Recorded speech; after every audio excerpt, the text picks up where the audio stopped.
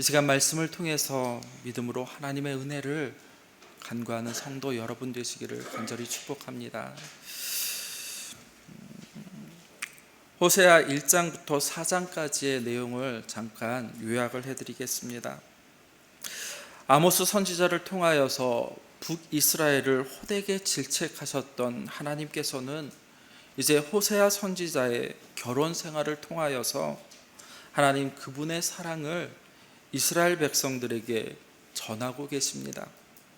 즉 아모스서가 정치와 경제의 부패 문제를 다루고 있었다면 오늘 본문의 말씀인 호세아서는 신앙에 관한 문제를 기록하고 있는 책이다라고 말할 수가 있습니다.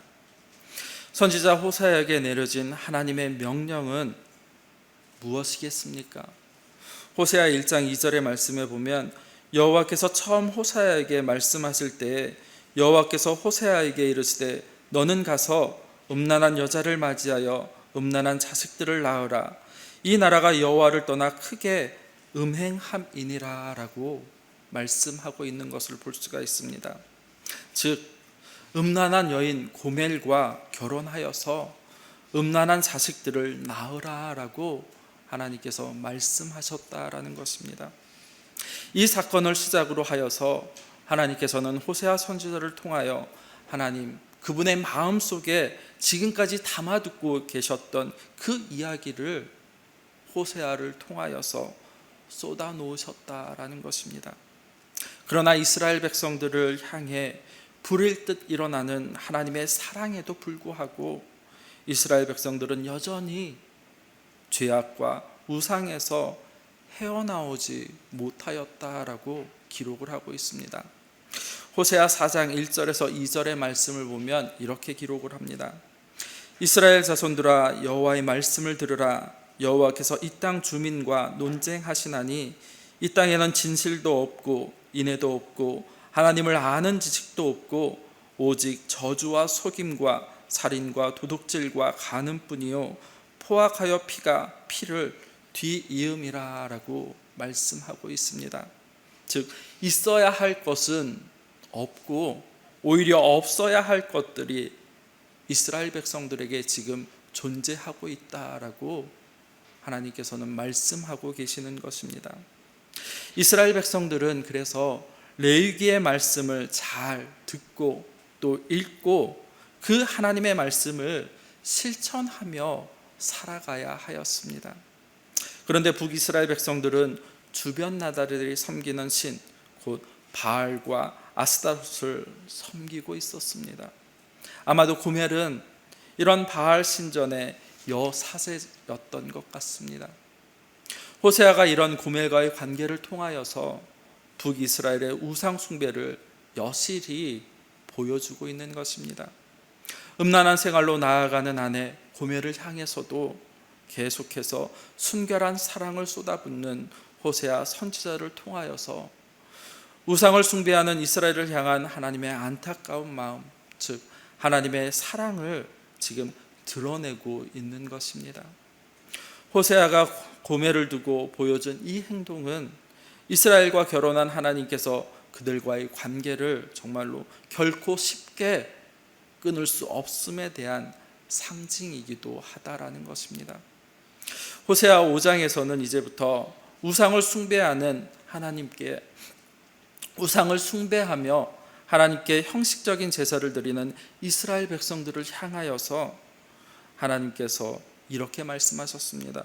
호세아 6장 6절의 말씀을 보면 나는 인애를 원하고 제사를 원하지 아니하며 번제보다 하나님을 아는 것을 원한다라고 말입니다.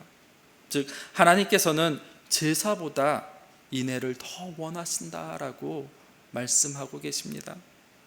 오늘 살필 본문의 말씀인 호세아 5장의 말씀은 이러합니다. 호세아 5장은 4장을 연속으로 해서 하나님께서 선지자 호세아를 통하여서 북이스라엘의 죄를 계속해서 지적하고 또 책망하는 그러한 내용입니다. 우리 함께 5장 1절의 말씀을 함께 읽어보겠습니다. 호세아서 5장 1절 말씀입니다. 함께 읽겠습니다. 제사장들아 이를 들으라. 이스라엘 족속들아 깨달으라. 왕족들아 귀를 기울이라. 너희에게 심판이 있나니 너희가 미스바에 대하여 올무가 되며 다볼 위에 친 그물이 됨이라. 아멘. 먼저는 호세아 5장 1절의 말씀 상반절에 보면 제사장들아 이를 들으라. 이스라엘 족속들아 깨달으라. 왕족들아 귀를 기울이라 라고 말씀하고 계십니다. 상반절에 등장하는 세 부류의 사람들은 모두 다 이스라엘의 지도자들입니다. 두 번째로 나오는 이스라엘의 족속들은 아마도 이스라엘의 12지파를 대표하는 족장들이었을 것입니다. 그런데 오늘 본문의 말씀에서 북이스라엘 10지파를 족장들을 의미하는 것입니다. 지금 이스라엘은 하나님을 떠나 총체적으로 부패하였습니다.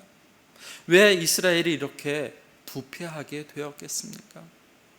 그 부패의 책임이 과연 누구에게 있겠습니까?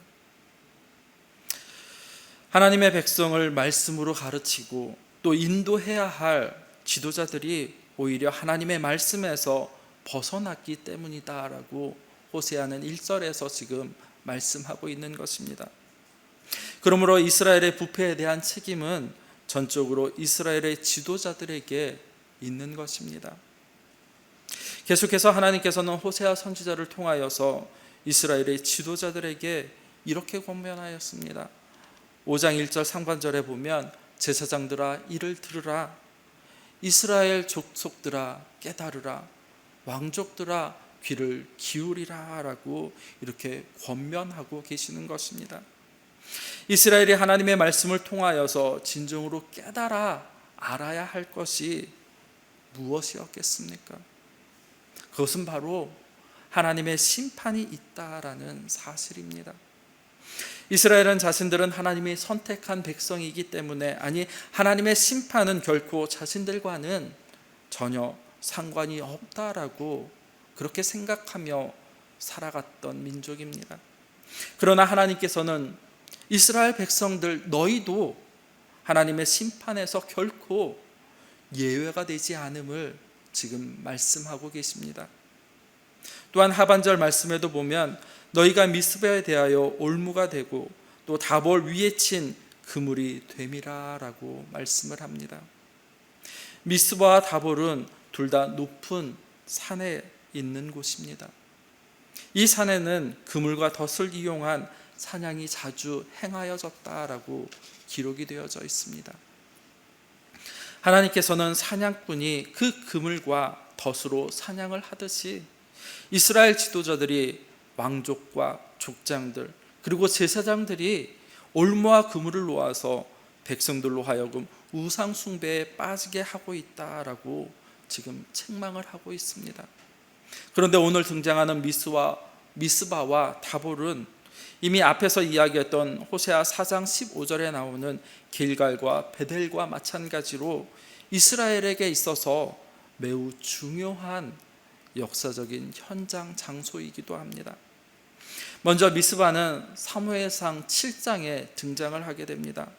사무엘 시대 이스라엘이 블레셋 사람들에 의해서 괴롭힘을 당하고 있을 때 우상을 버리고 그리고 모든 이스라엘 백성들이 회개하여서 하나님께 돌아옴으로 말미암아 처음으로 블레셋과 싸움에서 승리를 거두었던 것이며, 그리고 이스라엘의 회개 운동의 본산지가 바로 미스바였습니다. 또한 다볼은 사사기 4장에 나옵니다. 여선지자 드보라가 가나안 왕 야빈과 군대 장관 시스라의 철병거 900대를 쳐부수고 승리한 장소였습니다. 이처럼 미스바와 다볼은 하나님을 떠난 이스라엘 백성들이 참으로 회개하고 그리고 하나님께로 돌아와서 참된 신앙을 되찾은 아주 상징적인 장소였습니다. 즉 부흥의 장소였다라는 것입니다. 그런데 이스라엘 백성들로 하여금 오직 하나님만을 바라보며 하나님을 섬기고 의지하도록, 아니 가르치고 이끌어야 할 지도자들이 오히려 하나님의 은혜의 현장인 미스바와 다볼에서 오히려 앞장서서 우상을 섬겼고 그 결과 이스라엘 온 백성이 우상 숭배에 빠지게 되어졌다라고 1절은 고발하고 있는 것입니다. 지금 하나님께서는 호세아 선지자를 통해서 하고 싶은 이야기는 지금 이스라엘이 하나님을 떠난 것이 결코 우연적인 일이 아니다라는 것입니다. 지도자를 중심으로 해서 조직적인 배교가 일어났고 또 그것을 고발하고 책망하고 있는 것입니다. 이제 하나님께서는 그 죄에 대해 심판하실 것입니다. 먼저는 이스라엘의 올무와 그물에 빠뜨린 제사장 그리고 족장들 그리고 왕족들이 하나님의 심판을 받게 되는 것입니다. 2절 말씀에 보면 패역자가 살육죄에 깊이 빠졌음에 내가 그들을 다 벌하였노라 라고 기록을 하고 있습니다. 성도 여러분, 아무리 타락한 시대, 타락한 세대라 할지라도 하나님의 말씀을 따라 순종하면서 거룩하게 그리고 진실하게 살기를 소망하는 사람이 있기 마련이다라고 앞에서 말씀을 드렸었습니다. 아합 시대 엘리야를 비롯하여서 바알에게 무릎 꿇지 아니한 7,000명을 남겨두었듯이 말입니다. 그런데 이스라엘 백성들의 지도자들이 오히려 그런 열망을 가진 사람들을 꿰어서 죽였다라는 것입니다. 우리 미스바에 모여서 다시금 하나님께 매달려 봅시다라고, 아니 다시 영적인 각성을 일으켜 봅시다라고 이렇게 꿰어서 우상을 숭배하게 하였다라는 것입니다. 또한 이어서 3절 말씀에 보면 에브라임은 내가 알고 이스라엘은 내게 숨기지 못하나니 에브라임아 이제 내가 음행하였고 이스라엘이 더러워졌느니라 라고 말씀하고 있습니다. 여기서 에브라임은 북이스라엘 10지파를 의미합니다. 그런데 하나님께서 북이스라엘을 이렇게 에브라임아라고 부르실 때에는 대부분 책망하기 위해 부르신다라는 사실을 우리는 알아야 할 것입니다. 하나님께서는 이스라엘의 죄가 하나님께 다 이미 알려졌고 또한 절대로 숨기지 못한다라고 3절에서 말씀하고 있습니다. 또한 이스라엘은 음행하였고 더러워졌다라고 말씀을 하고 있습니다. 하나님께서 이렇게 말씀하시면서 이스라엘 백성들은 어떻게 반응해야 하겠습니까? 자기들의 죄를 인정해야 합니다. 아니 하나님 앞에서 삶의 변화를 통하여서 자신들의 죄를 고백하고 그리고 하나님의 은혜를 구하는 자리로, 즉 회개의 자리로 나아가야 한다라는 사실입니다. 그런데 그들이 어떠했습니까? 이스라엘 백성들은 그렇게 하지 않았습니다. 아니 회개하고 하나님께로 돌아올 생각을 전혀 하지 않았다라는 사실입니다. 죄란 참으로 묘합니다. 죄를 짓기 전에는 죄를 지으면 마냥 죽을 것만 같았고 또 망할 것만 같이 두려움이 있었습니다. 그런데 한번 죄를 짓고 나면 죄가 생각했던 것보다 두렵게 여겨지지 아니합니다. 죄를 지어도 두려움이 없어지고, 아니 오히려 덤덤할 뿐만이 아니라 때로는 매력적이기까지 느껴진다라는 사실입니다. 그러나 죄를 지어도 두려움이 없고 또한 하나님을 버리고 살아가는데도 모든 것이 너무나도 잘 된다라고 하면 그것은 분명 축복이 아니라 저주임을 우리는 알아야 할 것입니다. 왜냐하면 하나님의 심판의 날이 점점 가까워지고 있기 때문입니다. 4절의 말씀 같이 한번 읽어보겠습니다. 호세아서 5장 4절 말씀 함께 읽겠습니다. 그들의 행위가 그들로 자기 하나님께로 돌아가지 못하게 하나니 이는 음란한 마음이 그 속에 있어 여호와를 알지 못하는 까닭이라. 아멘. 4절 말씀에서도 하나님은 이스라엘이 자신들이 추하고 더러운 죄가 이제는 다 드러났음에도 불구하고 그들이 여호와께로 돌아가지 아니하는 것은 바로 그들 안에 있는 음란한 마음이 있어서 여호와를 알지 못하는 까닭이다라고, 즉 여호와를 인정하지 아니한다라는 사실입니다. 여기서 음란한 마음이란 바로 가나안 사상을 의미합니다. 가나안 사상이란 풍요를 누리기 위해서 바알과 아세라를 섬기며 그리고 그렇게 살아갈 수밖에 없다라는 그러한 생각을 말합니다. 이들은 바알과 아세라를 섬기고 또 신전에 있는 창기들과 음행하면서 이렇게 말하였습니다. 우리가 정말로 이루고 싶어서 이렇게 살고 있느냐라고, 아니 다 먹고 살려고 어쩔 수 없이 이렇게 하는 것이다 라고, 아니 마치 자기 합리화를 시키며 삶을 살아가고 있었던 이스라엘 백성들이었습니다. 이러한 생각은 아쉽게도 당시 이스라엘 백성들에게만 가지고 있던 것이 아니고 오늘을 살아가는 우리들에게도 가지고 있는 생각들입니다. 그래서 예수님께서는 이렇게 말씀하셨습니다. 누가복음 12장 29절에서 31절의 말씀을 보면 이렇게 기록합니다. 너희는 무엇을 먹을까 무엇을 마실까 구하지 말며 근심하지 말라. 이 모든 것은 세상 백성들이 구하는 것이라. 너희 아버지께서는 이런 것이 너희에게 있어야 할 것을 아시느니라. 다만 너희는 그의 나라를 구하라.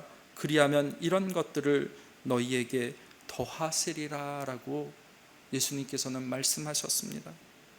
오늘날에도 사람들이 중요하게 생각하는 것은 심지어 그리스도인의 삶을 지배하는, 아니 하나님의 말씀이 아니라 오히려 가나안 사상, 즉 먹고 살기 위해서는 죄도 용인하는 것이다라는 것입니다. 그 결과 믿지 않는 세상 사람들과 하나님의 자녀 사이에는 도무지 차이가 없고 점점 가까워지기 시작하였다라는 것입니다. 구별됨이 없이 세상에 동화된 채 그렇게 삶을 살아가고 있다라는 것입니다. 5절 말씀에 보면 이스라엘의 교만이 그 얼굴에 드러났나니 그 죄악으로 말미암아 이스라엘과 에브라임은 넘어졌고 유다도 그들과 함께 넘어지리라 라고 말씀합니다. 5절의 말씀을 보면 이스라엘이 이렇게 된 것은 교만 때문이다 라고 말하고 있습니다. 잠언은 이렇게 이야기합니다.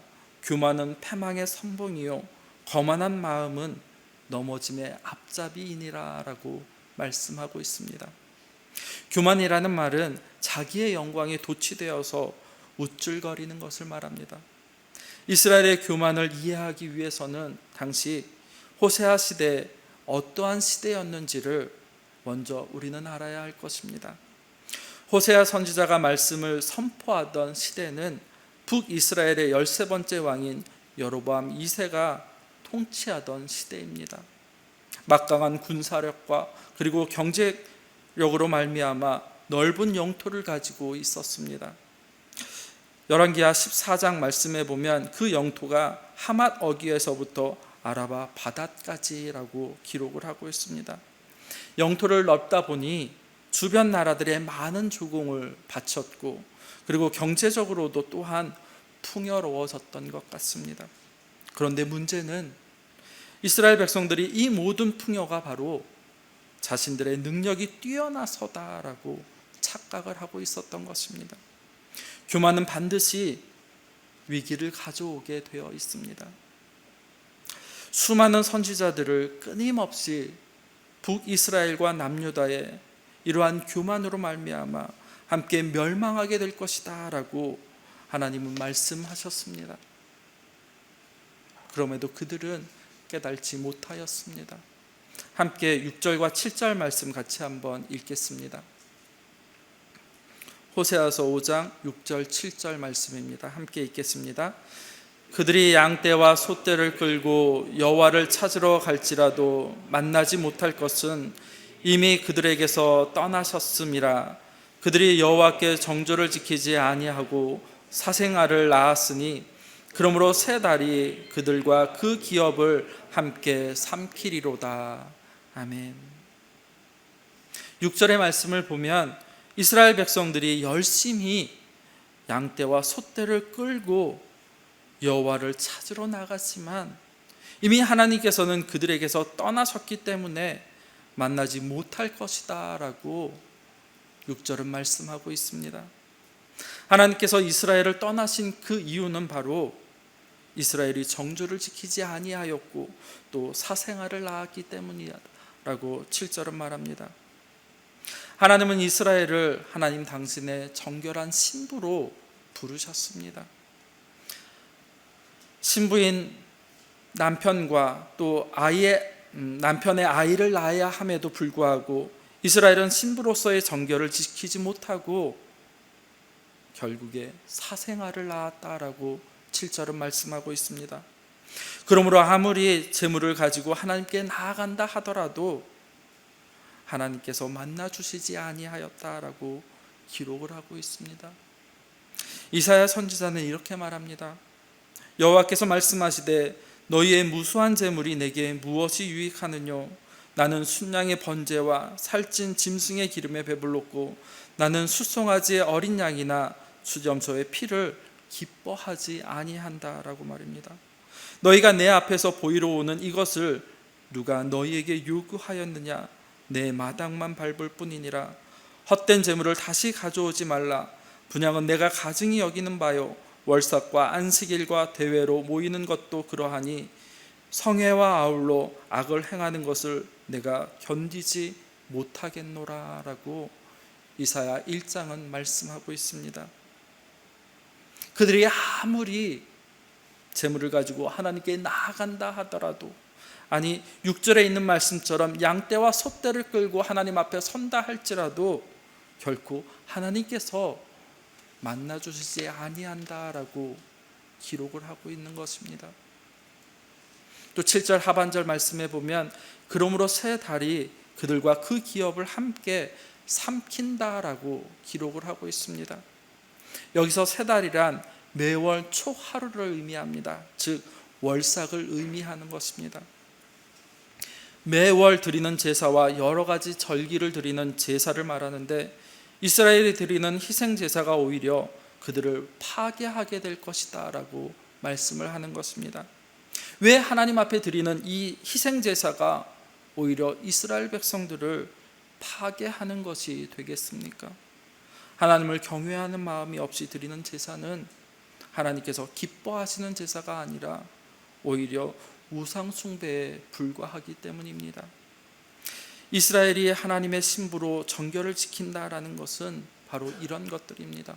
첫째는 자신이 드리는 제사가 무엇인지를 아는 것입니다. 그리고 두 번째는 왜 제물을 드려야 하는지 바로 안다라는 것입니다. 그리고 세 번째는 엉뚱한 것, 즉 다른 것에 마음을 빼앗기지 아니하고 오직 하나님만을 바라본다라는 것입니다. 그리고 마지막 네 번째는 하나님의 은혜를 기억하면서 하나님께만 헌신하며 섬기겠다라는 말이기도 합니다. 성도 여러분, 하나님께서 진정으로 원하시는 것은 제사 그 자체가 아니라 이스라엘의 마음이었습니다. 우리는 교회를 가리켜서 흔히 그리스도의 몸 또는 그리스도의 신부다라고 표현을 많이 합니다. 그리스도의 신부가 된 교회에서 가장 중요하게 지켜야 할 것이 무엇이겠습니까? 그것은 바로 정조, 즉 정결하는 것입니다. 하나님을 사모하며 또 다른 것에 마음을 빼앗기지 아니하고 오직 하나님만을 우리는 바라보아야 합니다. 그런데 우리의 마음이 어떠합니까? 진정으로 하나님만을 바라보며 섬기며 그리고 의지하고 있습니까? 만약 그렇지 못하다면 우리 또한 그리스도의 신부로서의 정결을 잃어버린 자들입니다. 정결을 잃어버린 신부에게는 오직 하나님의 심판만이 기다리고 있을 뿐입니다. 또한 8절과 9절은 이렇게 말씀하고 있습니다. 너희가 기브아에서 뿔 나팔을 불며 라마에서 나팔을 불며 베다임에서 외치기를 베냐민아 내 뒤를 쫓는다 할지어다. 벌하는 날에 에브라임이 황폐할 것이라. 내가 이스라엘 지파 중에서 반드시 있을 일을 보였노라 라고 말씀하고 있습니다. 8절과 9절의 이 말씀이 무엇을 뜻하는 것이겠습니까?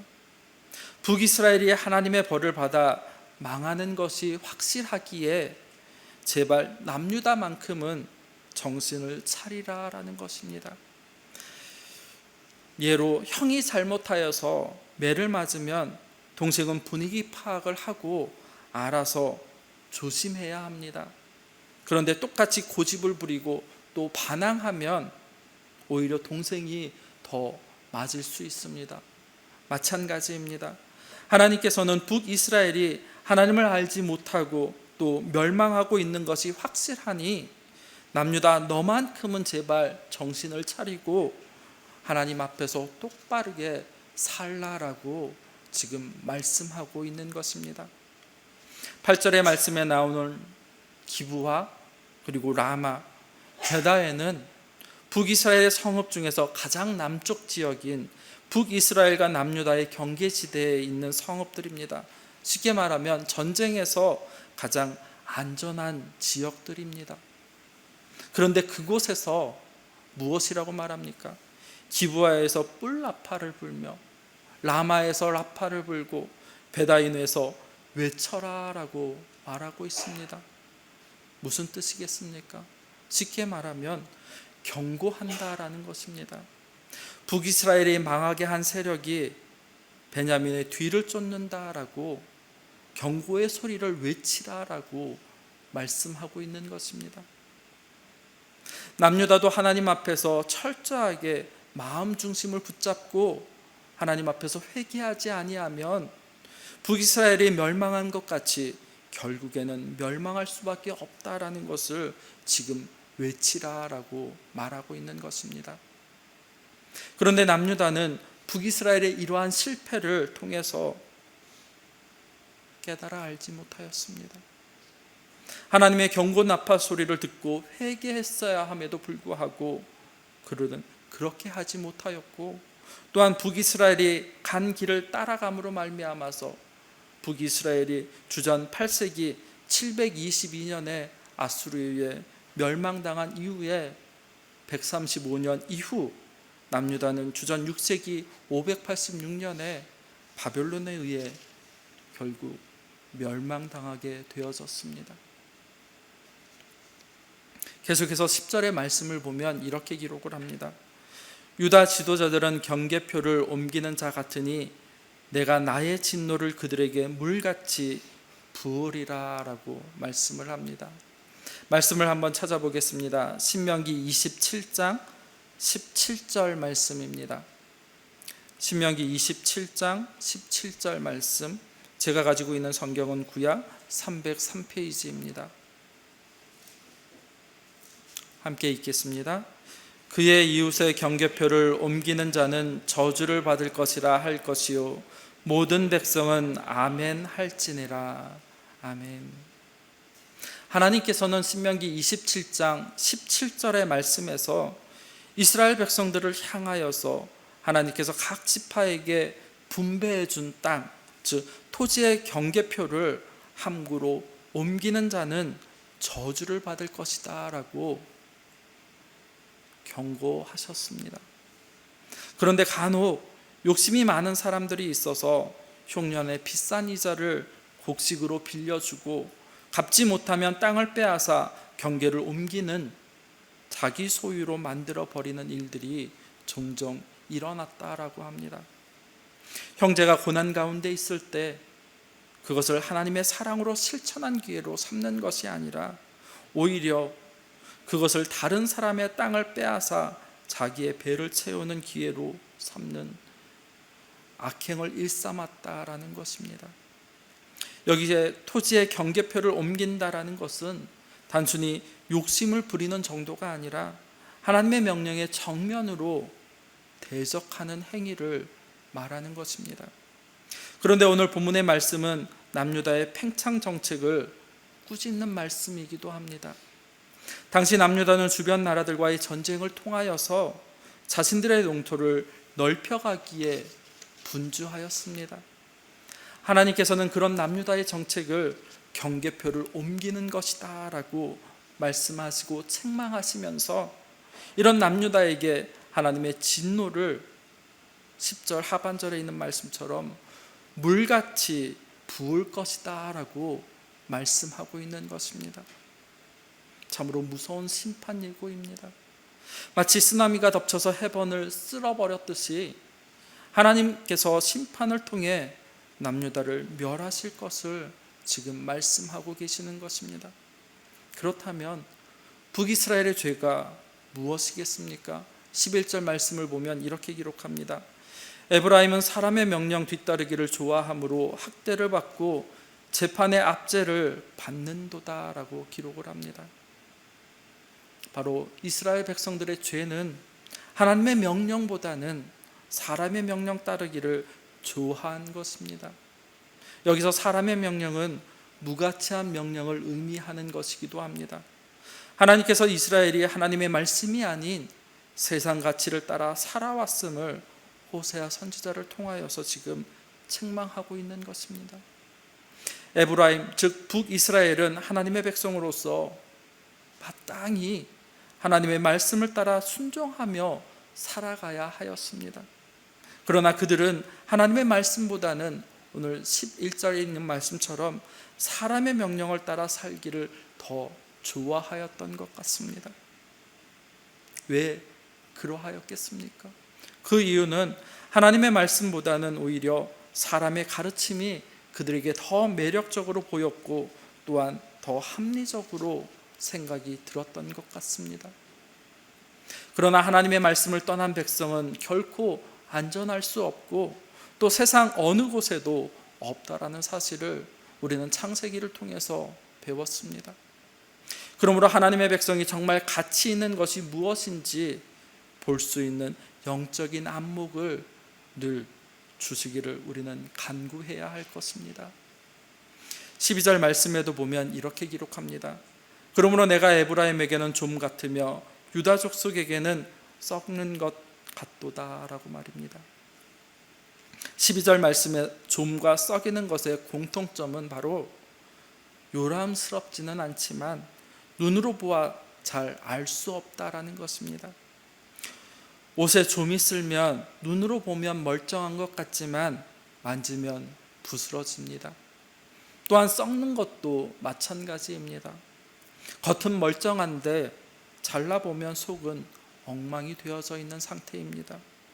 하나님께서는 에브라임과 유다를 심판하실 때 조용하게 그러나 분명하게 하나님께서 심판하실 것임을 지금 말씀하시고 있는 것입니다.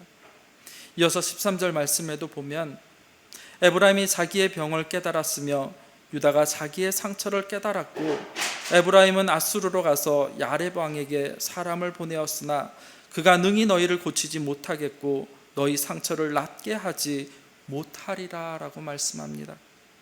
이 말씀은 에브라임과 유다가 자신의 병과 또 상처의 원인을 알았다라는 그러한 뜻이 아닙니다. 자신들의 삶에 임한 현실적인 어려움을 느끼기 시작했다라는 말입니다. 여러 가지 상황들이 나빠진 것을 통하여서 무엇인가 잘못되었다라는 것을 깨달아 알기 시작했다라는 것입니다. 그렇다면 어떻게 해야 하겠습니까? 우리가 병이 들었구나라고 그렇게 깨달았다면 회개하고 하나님께로 돌아와야 합니다.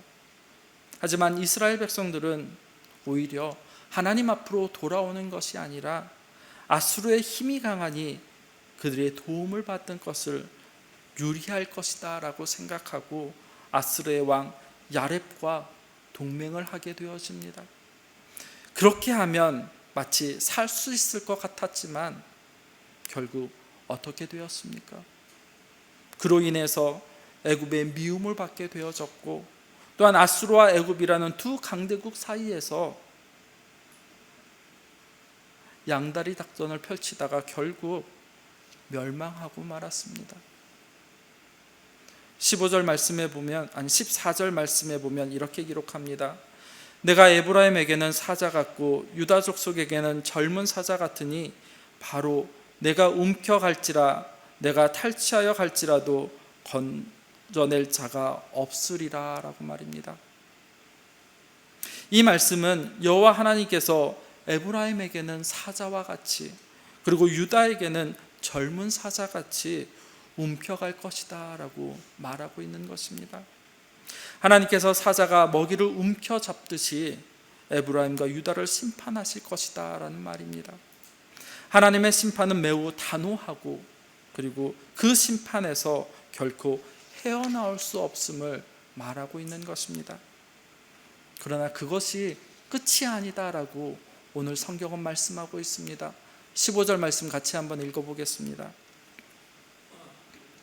호세아서 5장 15절 말씀입니다. 함께 읽겠습니다. 그들이 그 죄를 뉘우치고 내 얼굴을 구하기까지 내가 내 곳으로 돌아가리라. 그들이 고난받을 때에 나를 간절히 구하리라. 아멘. 15절 말씀에서 우리는 하나님 당신의 자녀를 하나님께서는 결코 포기하지 아니하시는 하나님의 사랑을 바라보게 됩니다. 하나님께서는 심판을 선언하심과 동시에, 아니 그럼에도 불구하고 그들이 하나님께로 돌아오기를 간절히 기다리고 계신다라는 것입니다. 돌아오기만 하면 용서해 주실 것이다 라고 하나님 말씀하고 계시는 것입니다. 호세아 5장에서는 북이스라엘과 남유다의 모습을 바라보면서 우리도 하나님의 말씀보다 사람의 명령을 따라 살 때 결국에는 멸망할 수밖에 없음을 깨달아 알아야 합니다. 하나님의 말씀을 따라 순종하며 사는 길 외에는 다른 길이 없음을 깨닫고, 우리도 우리를 간절히 기다리는 하나님께로 속히 돌아가기를 소망합니다. 우리를 기다리시는 하나님께 나아가 참된 행복과 기쁨을 누리며 나누는 성도 여러분 되셨으면 좋겠습니다. 기도하겠습니다. 우리를 새롭게 하시는 전능하신 하나님 아버지, 은혜와 사랑을 감사합니다. 말씀을 통해서 우리를 책망하여 주시니 하나님 감사합니다. 하나님의 얼굴을 구하고 또 간절히 찾는 우리가 될 수 있도록 인도하여 주시옵소서. 성령님 우리를 붙잡아 주시고 이끌어 주셔서 우리 안에 복음의 능력으로 하나님께 영광 돌리는 우리의 삶이 될 수 있도록 주님 인도하여 주시옵소서. 하나님의 말씀을 따라 순종하며 또 사는 길 외에는 다른 길이 없음을 깨달아 알고 하나님만을 바라보며 하나님께 영광 돌리는 우리가 될 수 있도록 인도하여 주시옵소서. 예수님의 이름으로 기도드립니다. 아멘.